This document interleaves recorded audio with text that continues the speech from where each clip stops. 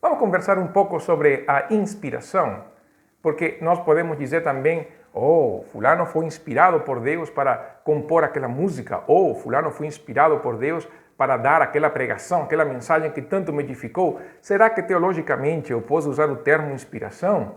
É a mesma questão da revelação. São termos que é claro que as pessoas compreendem no seu contexto, mas se forem usados num ambiente teológico, eles seriam errados. A inspiração não é outra coisa que a escrita da revelação, é a preservação da revelação. Então, se a revelação aconteceu uma vez e não acontece mais, lógico que preservar essa revelação também acontece uma vez e ela não acontece mais. A revelação é uma operação divina que influenciou os escritores sagrados, capacitando-os para receber a mensagem e os moveu a transcrever isso com exatidão. Não é somente escrever, é escrever com exatidão. Aí eles são impedidos pela ação do Espírito a cometerem erros. Erros na hora de entender, erros na hora de compreender e erros na hora de usar palavras que não seriam apropriadas.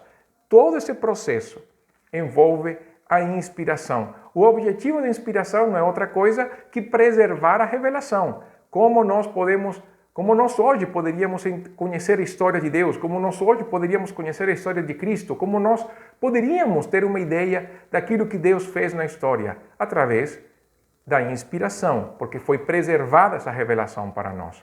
A inspiração sem revelação? É claro que tem.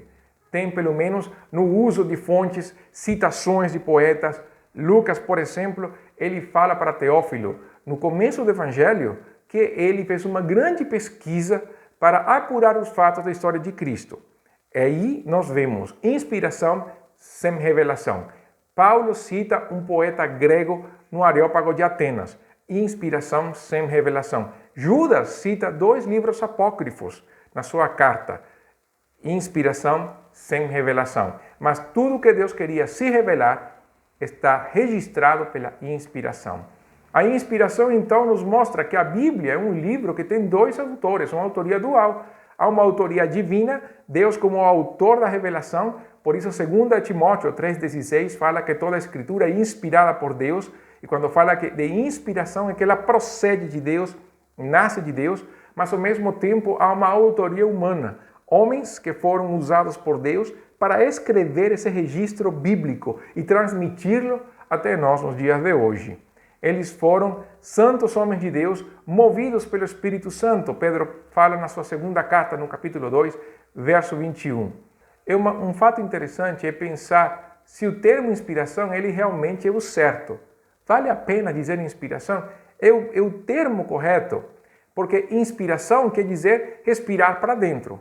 Mas no sentido bíblico da palavra, principalmente a palavra usada em 2 Timóteo 3,16, como inspiração, ela vai falar justamente o contrário. A palavra theopneusto, que é usada ali, ela se refere àquela é soprada por Deus. Então, ao contrário de receber, ela é soprada de Deus, vem do fôlego de vida do Senhor, vem da sua essência. E ali nós podemos dizer, em termos do conceito etimológico da palavra, que ela não é inspirada, ela é soprada por Deus, ela nasce do coração de Deus. A palavra de Deus é inspirada. Deus flui da sua essência para nós nesse registro sagrado. Mas cria alguma confusão? Acredito que não. Já tem sido assim traduzido por séculos, desde os primeiros tradutores da Bíblia, em todas as línguas, eles acharam melhor para theopneusto. A palavra inspiração, nós podemos deixar ela sem problema algum, mas o entendimento fica claro, mais do que receber, ela sai da boca de Deus para nós. Agora sim, como nós podemos definir as teorias da inspiração? Existem muitas teorias da inspiração, e nessas teorias eu vou mostrar somente algumas poucas, mas que são interessantes para nós. A primeira teoria é a teoria da inspiração natural ou a intuição, que quer dizer que toda pessoa poderia então ser um escritor das Escrituras sempre que nessa hora ele receba um momento glorioso na sua vida, ele seja iluminado como se fosse uma epifania e nessa hora ele se sente com vontade de escrever e escreve.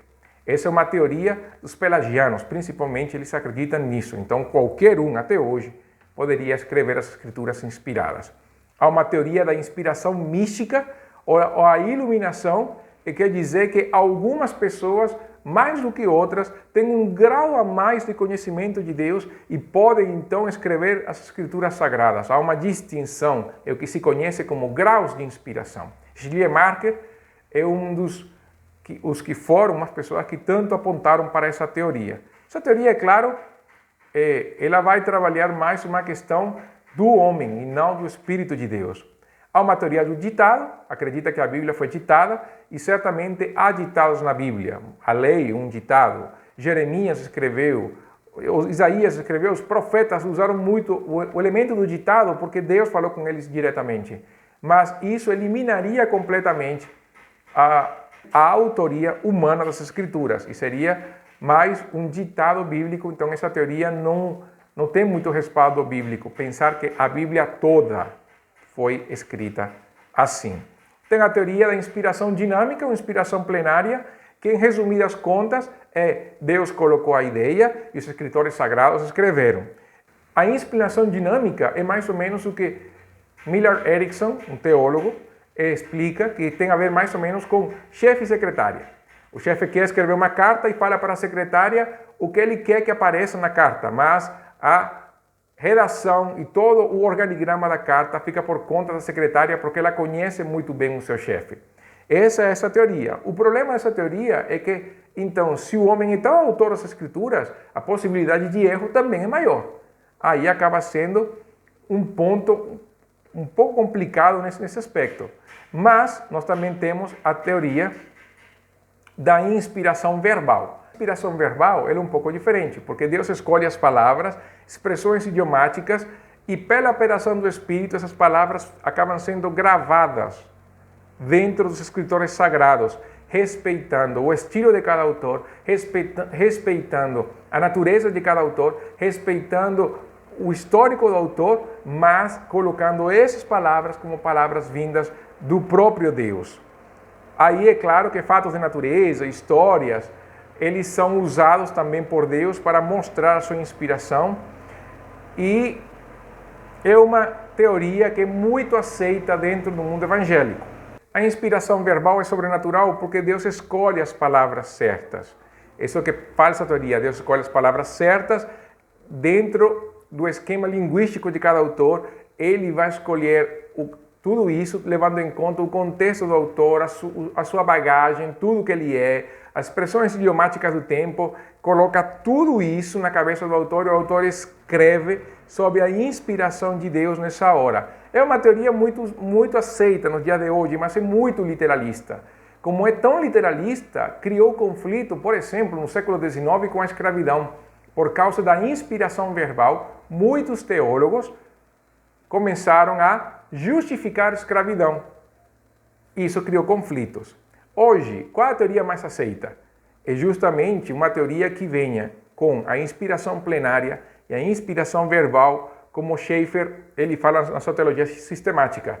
Ele apela justamente para uma inspiração plenária e verbal, uma inspiração onde Deus respeita o estilo de cada autor, Deus respeita os elementos culturais da época, Deus respeita também a bagagem dele, mas ao mesmo tempo as palavras vêm do próprio Senhor, e tudo isso junto a bagagem da pessoa, junto então as palavras do Senhor, não tanto como uma ideia, mas no sentido de Deus querer manifestar o seu conselho ao ser humano, elas duas se juntam, se complementam e acaba sendo uma das teorias mais aceitas nos tempos de hoje.